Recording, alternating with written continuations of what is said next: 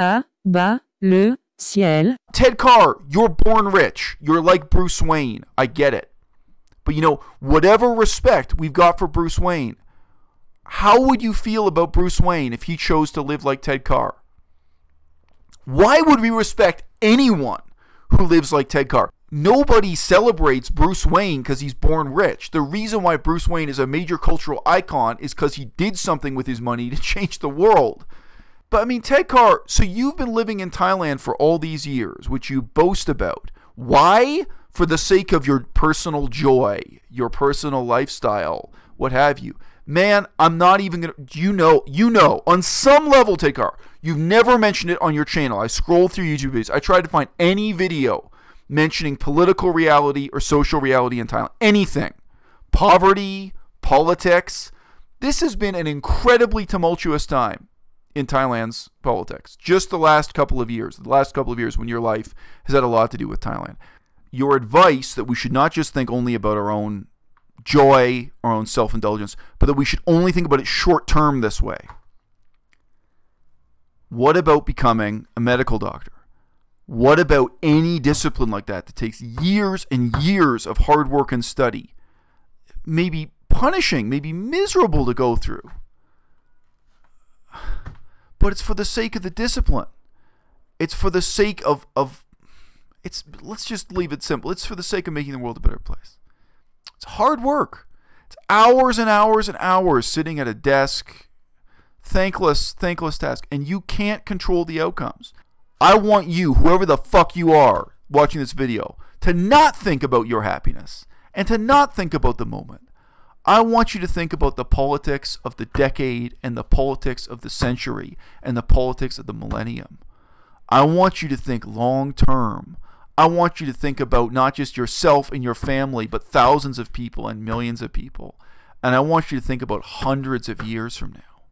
I want you to see yourself in an historical context that stretches back 1,000 years and stretches forward 1,000 years. I mean, I guess, again, the reason why I find this so revolting, so rebarbative, is just that it's linked to veganism. That it's taking this cause and this concept I care about so much, and from my perspective, he's dragging it through the mud. Be a YouTuber now. Like I'm being a YouTuber now. When it's time for me to be an entrepreneur, I'll be an entrepreneur. That could be 8 hours a day. That could be 4 hours a day. When it's time for me to be an athlete, I'm gonna be the best damn athlete I can be. But it's not like you have to dedicate your entire life to fitting one identity role. You can pick and choose from many different identities, and your identity can change as life goes on. So for the first half of your life, you could be an athlete. The next quarter of your life, you could be an entrepreneur. The next quarter of your life, you could be an artist. Ted, what the fuck would you know about that? There are people who are in a position to say what you're saying now, Ted, and you are not one of them. Let's just take one example where you said. You just said you don't need to dedicate your whole life to being an artist. Have you even talked to someone who dedicated their whole life to being an artist? Have you talked to someone who knows what it's like to dedicate just 10 years of their life, having that ambition, and giving 100% of what they can give to being an artist? And I don't think being an artist is the hardest thing out there to go for. I don't. But I've known plenty of people like that. Again, actually, I've already mentioned this video, partly because I was involved with art galleries and museums and this shit. If one of those people said, you know what? You don't really need to give it 100%. You know what? You can be a great artist without really having any ambition, without really thinking long term, without really throwing in all the energy and talent you've got. You can just fuck around. I'd listen to their perspective, Ted. Almost nobody would take that serious. Just that one example out of the list you've given, being an artist, there are so many people who give 100%, and 100% is not enough. Just even if we leave it at being an artist, we're not even going to talk about being an entrepreneur. I don't know what experience you think you've got, Ted, being an entrepreneur, that you think you can give that advice. I don't know what experience you have being an artist or being an athlete. This is terrible advice.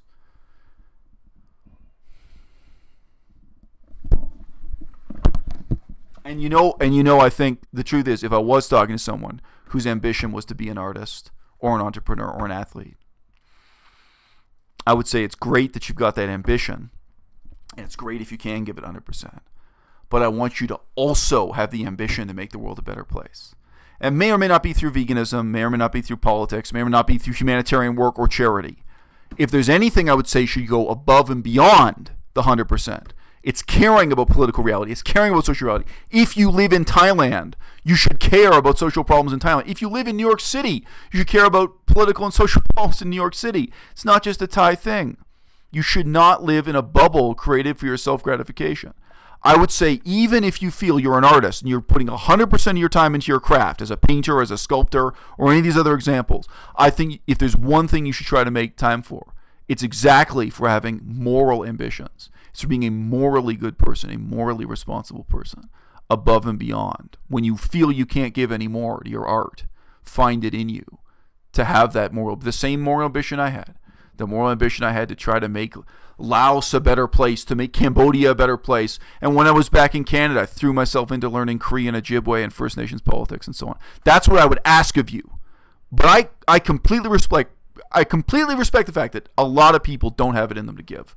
A lot of people put the time in, and when they're done painting or they're done, that's all they've got. It's not like you need to set, okay, for the next 5 years I'm going to be this. It's like whatever you want to be it in the moment. Oh yeah, so I used to think... Whatever you want to be it in the moment. Ted Carr, you cannot just be an athlete in the moment. It's years and years of hard work. You cannot just be a painter or a sculptor in the moment. You cannot just be a medical doctor in the moment. And let's take it back to language learning. You cannot speak Laotian, or you cannot speak Thai or Burmese or Sinhalese or any of those languages in the moment. Years and years of hard work. Dedication over a period of decades. And you know what? You can't be engaged in politics in the moment. Because politics, you deal with things that is a legacy going back at least 100 years, and you got to look forward 100 years also. You got to know the history. You got to know the historical context. You got to know the background politically to what's going on. And you got to think about consequences. Those things take place on a totally different fucking time scale. But even sticking with your shitty choice of examples, Ted Carr, meet and talk to a real sculptor. Somebody's put in the time and had their hands torn up blowing glass. Have you met and talked to glass blowers? I have. Have you met and talked to people who work with fucking bronze casting? That I was going to be a writer. But so he just said before his dream was he was going to be a writer. And this is the sense in which his philosophy, it's partly supposed to be recommendations for you because you take his advice so seriously. But it always seems to come back to, it's so tightly bound to this self-justification. The fact that he's a fucking loser, that he never became a successful writer. He's never written anything that anyone wanted to read or buy or publish. Right, Ted? So now we're going to get the justification for why he wanted to be a writer, but he didn't have any ambition, so he dropped out of university and he's never really written anything. He just takes off his shirt on YouTube. But there was no identity, there was no label as he's a writer, she's a writer, they are a writer. So people didn't have to come up with, oh, I'm going to be a writer. They didn't have the technology. And then when the technology first came out, then people started to adopt that job title and think like, I'm going to be a writer. So now we're moving away from the pen and paper. A lot of kids don't even know how to write anymore. They're learning to type on iPads, learning to read and write on iPads, on iPhones. So this is why you gave up on your life stream, on your ambition, your incredibly modest ambition of being a writer. Right? That's what I'm hearing here, right? And why everybody else should just be a fucking dropout loser with no ambition like yourself. Why everyone else should go to Thailand and live a fruitarian diet and live for their joy in the moment, blah, blah, blah, instead of pursuing their ambition. It's critique of identity, that being a writer. Yeah, you know what? You know what, Ted? I've known people who were professional writers, and they had ambition and they had pride in the fact that they had a resume, they had a CV, where they could walk into an office of a for-profit business in Hollywood and say, I'm a writer. I want to work for you. I want to do. They could walk into a newspaper office and be taken seriously. Yeah, you know what? Some people have that as an identity, Ted, because they made the sacrifice. They paid the price. They have years and years of hard work in pursuit of that ambition. And they have a resume that says, I am a writer. Even if they had to work in a coffee shop or do other jobs, etc., so they could pursue that dream. Where they had an ambition and a dream that drove them. And the result is they take on that identity of saying, I am a professional writer. And that's something you're never going to understand, Ted, because you're a professional loser on permanent vacation. People are going to have a CV that says, I'm a writer. I want to be taken seriously. Here's why. And you'll never understand that, Ted. Because, again, as far as I know, you're just a born rich loser. You're just a Bruce Wayne who never had any interest in becoming Batman. Because I just said, I've met a lot of rich people doing humanitarian work, met rich people in museums, And even when you met rich people who didn't really understand what they were doing or why, when you met a rich person who was donating money to an art gallery because they wanted to provide art education to poor children, like, really, those people exist. And you think, is this really the best way to spend millions of dollars teaching children how to paint a picture in downtown Chicago or in Cambodia or whatever? Actually, I remember one example like that from Laos too. People were raising money, donating money related to art galleries and fine arts. You know, whatever. My opinion is irrelevant. You meet rich people, and maybe their idea of how to help the poor is kind of fucked up. It's kind of ineffective. There was also this whole charity I could talk about where they were obsessed with digging wells to give people drinking water. And a lot of time it was like, they come to a village, they already have enough drinking water. They don't need a new well. And you're coming here and digging a well, and then there were environmental problems. They had problems with the well water being poisoned. There were all these problems because these people didn't understand the actual scientific elements. You know what, though? When you meet those people, at least there are people who've inherited money, and they have some concept of trying to make the world a better place. Those people are infinitely better than you, Ted Carr.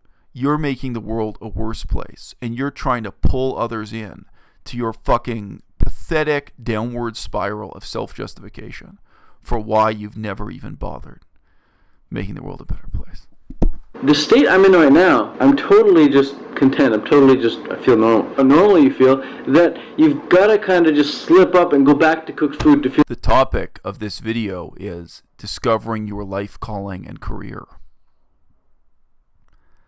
This has been the longest 4 minutes of my life trying to force myself to listen to Ted Carr without interruption. I'm gonna bring it back to my leitmotif and end this video now. I'm really glad I didn't discover Ted Carr earlier in my YouTube career. This is like fucking kryptonite to me.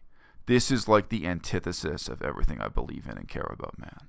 And it's within veganism. And I know it connects to a lot of other things that people believe in and talk about within veganism. All right? Ambition gets a bit of a bad name because people so often associate ambition with a narrow focus on just earning as much money as possible. And that's really not the meaning of the word, okay? Ambition can be many things.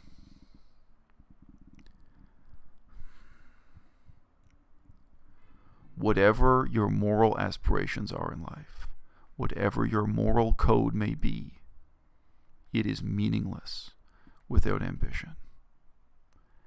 And on some level, I think it's genuinely dangerous to have people like Ted Carr on the internet glorifying a life devoted to self-indulgence, a life devoted to short-term pleasures, a life totally devoid of ambition, but a life that is at the same time praised and promoted as if it adhered to the highest standards of morality, as if it represented the highest calling for human beings imaginable, as if the highest and greatest and grandest thing you could possibly do with your time, with your talent, with your money, is to resign yourself to just being happy at any cost, as if the best thing you can do with your adult life is to snuff out your personal potential and commit now to the permanent vacation. À-bas-le-ciel. I want you to think about the politics of the decade and the politics of the century and the politics of the millennium. I want you to think long term. I want you to think about not just yourself and your family, but thousands of people and millions of people. And I want you to think about hundreds of years from now. I want you to see yourself in an historical context that stretches back 1,000 years and stretches forward 1,000 years.